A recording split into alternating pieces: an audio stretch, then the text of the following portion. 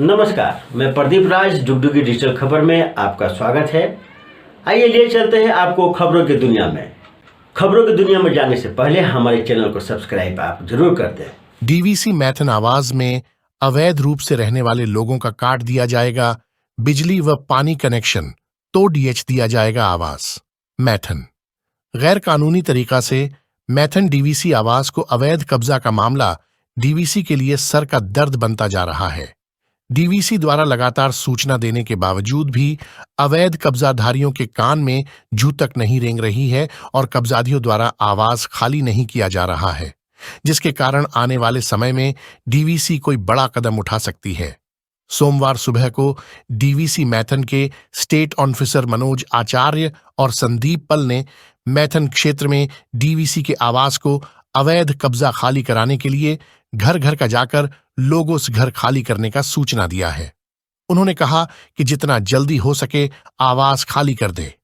श्री आचार्य ने बताया कि लगातार अवैध कब्जाधारियों को सूचना दिया जा रहा है कि डीवीसी के आवास में अवैध रूप से रहने वाले लोग आवास को खाली कर दें, नहीं तो कानूनी कार्रवाई की जाएगी।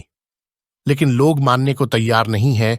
अगर समय से लोग घर खाली स्वतः नहीं करते हैं तो डीवीसी सख्ती बढ़ाते हुए बिजली पानी का कनेक्शन काट दिया जाएगा और अवैध रूप से रहने वाले लोग घर को तोड़ डैश दिया जाएगा। जरूरत पड़ने पर कानूनी कार्रवाई भी की जाएगी।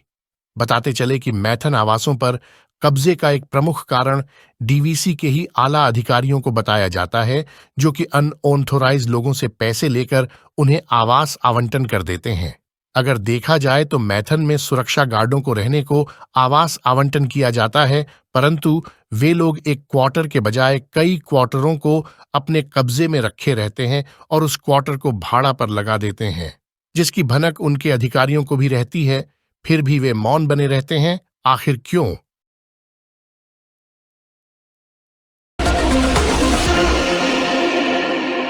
बिहार के औरंगाबाद में कार पार्किंग विवाद में 4 की मौत। औरंगाबाद बिहार के औरंगाबाद में दुकान पर कार पार्किंग को लेकर 4 लोगों की हत्या हो गई। मामला कार पार्किंग से मना करने के विवाद से हुआ, जिससे नाराज कार चालक ने फायरिंग कर दी। वारदात में एक व्यक्ति की मौत हो गई, जबकि प्रतिक्रिया स्वरूप कार सवार 3 लोगों की पीट पीट कर हत्या कर दी गई। मामला नबीनगर थाना क्षेत्र के तेतरिया मोड़ का है। बताया जाता है कि नबीनगर थाना क्षेत्र के तेतरिया मोड़ पर एक कार सवार ने अपनी वाहन को एक दुकान के पास पार्क किया। दुकान के पास पार्क होते ही दुकानदार ने कार सवार को वहां से तत्काल वाहन हटाने को कहा। इसके बाद दोनों के बीच तू मैं हो गई। इस दौरान कार चला रहे युवक ने दुकानदार पर फायरिंग कर दी। फायरिंग में दुकानदार तो बच गया, लेकिन उसके बगल में बैठे एक व्यक्ति को गोली लग गई और वह मर गया। मृतक की पहचान थाना क्षेत्र के महुरी गांव निवासी रामशरण चौहान के रूप में हुई है। गौरतलब है कि कार में कुल 5 लोग सवार थे। गांव वालों ने 3 की बेरहमी से पीट पीट कर हत्या कर दी। वहीं 2 की हालत बेहद ही नाजुक है। कार झारखंड के पलामू के रहने वाले थे। मरने वालों में हैदरनगर निवासी मो अरमान, मो अंजार, मो मुजाहिर शामिल हैं। घायलों में मो वकील और अजित शर्मा की हालत नाजुक है। इस घटना के बाद स्थानीय लोग आक्रोशित हो गए। लोगों ने कार सवार 4 युवकों की जमकर पिटाई कर दी। पिटाई इतनी भयावह थी कि 2 सवारों की तो मौत मौके पर ही हो गई, जबकि एक की मौत अस्पताल में हुई। वहीं एक कार सवार युवक का अभी भी इलाज जारी है। वहीं कार सवार मृतकों की पहचान झारखंड के पलामू जिले के हैदरनगर निवासी के रूप में की गई है। ये लोग कार से सासाराम में शेरशाह सूरी का मकबरा घूमने जा रहे थे।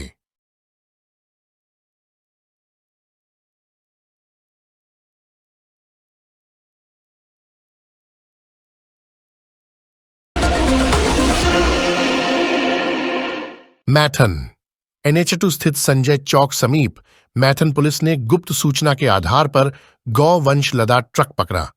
सोमवार की अहले सुबह मैथन पुलिस ने मैथन संजय चौक के समीप गौवंश लदा ट्रक पकड़ा।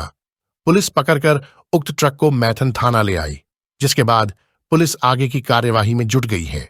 इस संबंध में मैथन ओपी प्रभारी रजनीश कुमार ने बताया कि गुप्त सूचना मिली कि गाड़ी संख्या WB37D9204 ट्रक में भारी संख्या में गौवंश लौटकर गाड़ी पश्चिम बंगाल जा रहा है। 4 लोगों की गिरफ्तारी हुई है, जांच जारी है। जांच में पाया गया कि ट्रक में 16 गाय के साथ 4 बच्चे हैं, जिसे क्रूरता की तरह गाड़ी में लौट कर ले जाया जा रहा था। प्रथम दृष्टि से सभी दुधारू गाय हैं। ट्रक चालक और उपचालक के साथ 4 लोगों की गिरफ्तारी की गई है।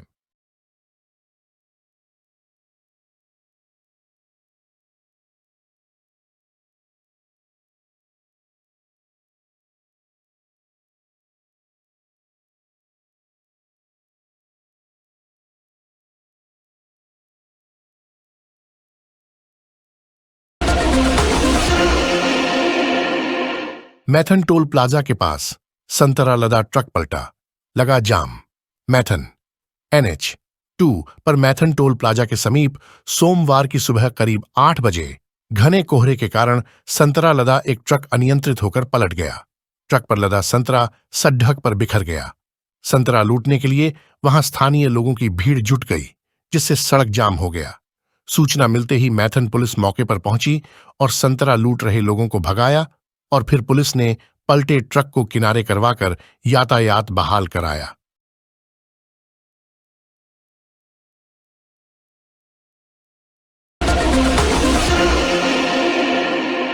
बोकारो पुलिस को मिली बड़ी सफलता, 16 साइबर अपराधी गिरफ्तार।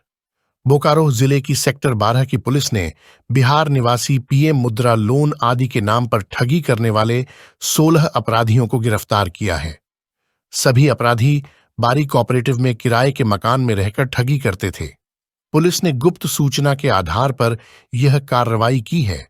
जानकारी के मुताबिक पुलिस को गुप्त सूचना मिली थी कि किराए के घरों में रहकर कुछ बाहरी लोगों के द्वारा साइबर अपराध जैसी घटनाओं को अंजाम दिया जा रहा है।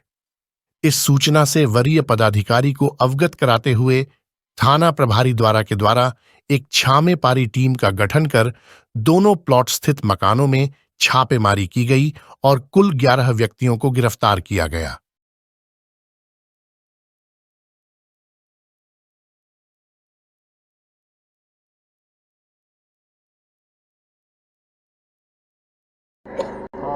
विगत कुछ दिनों से सेक्टर 12 थाना में और पुलिस अधीक्षक महोदय को लगातार सूचना मिल रही थी कि कुछ साइबर अपराधी इस थाना क्षेत्र में जुटे हुए हैं और किसी घर में रह रहे हैं। इसी संबंध में आज सूचना संकलन सेक्टर 12 थाना प्रभारी एवं इनके टीम के द्वारा किया गया, जिसमें कि बारी कोऑपरेटिव और मनमोहन कोऑपरेटिव में कुछ लोग हैं जो बिहार के रहने वाले हैं, अधिकतर नालंदा जिला के हैं, जो यहाँ पे टेक्नो सेवी हैं और ये साइबर अपराध करते हैं और कई लोगों के साथ पूर्व में ठगी कर चुके हैं।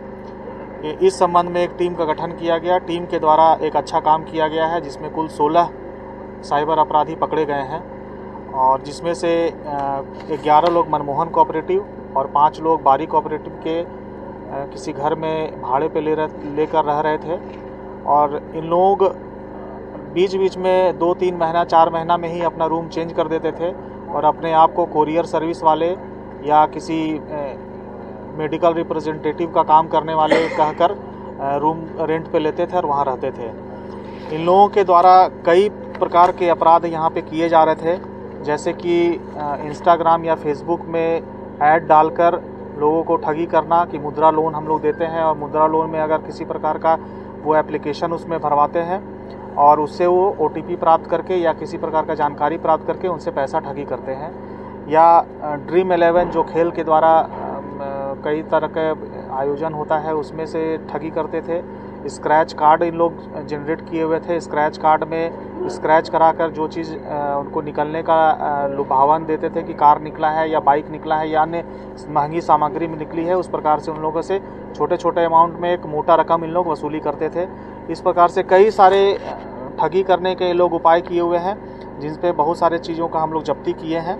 और कुछ नकली नोट जो लगभग कर 8,000 रुपये है, जो बिल्कुल हूबहू असली नोट की तरह दिख रहे हैं और इसका उपयोग इन लोग कहीं किसी व्यक्ति को पैसा देकर उन लोगों से काम निकलवाने के लिए भी करते थे। तो ये थी अब तक की खबरें। आप देख रहे थे डुगडुगी डिजिटल खबर। अब मुझे दीजिए इजाजत। नमस्कार।